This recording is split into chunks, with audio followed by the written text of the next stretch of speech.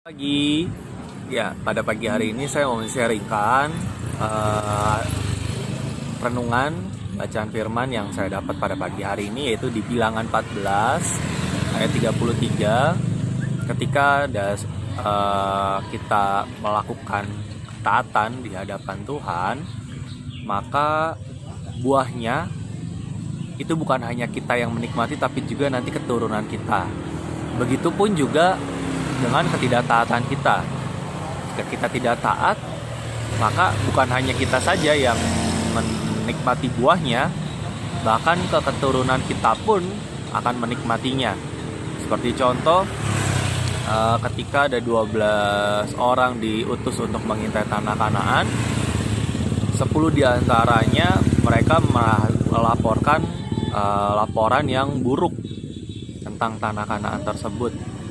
Betul bahwa di situ ada orang Enak, terus orang Amori dan segala macamnya, orang Amalek, orang Yebusi yang kekuatannya, tentaranya sangat bagus, perawakannya juga tinggi, tetapi mereka takut. Mereka lebih takut kepada penduduknya, bukan lebih takut kepada Tuhan yang sudah menyerahkan tanah itu kepada mereka. Mereka tidak melihat ada berkat besar yang Tuhan sudah sediain buat mereka di tanah Kanaan tersebut. Tapi hanya ada 2 orang yang melihat tanah Kanaan tersebut dengan berlimpah susu dan madunya dan percaya kepada Tuhan. Akhirnya karena kesalahan 10 orang itu melaporkan hal yang buruk, menyebabkan orang Israel jadi tawar hati dan tidak percaya, dan mereka akhirnya tidak masuk ke dalam tanah Kanaan dan harus mengembara selama 40 tahun.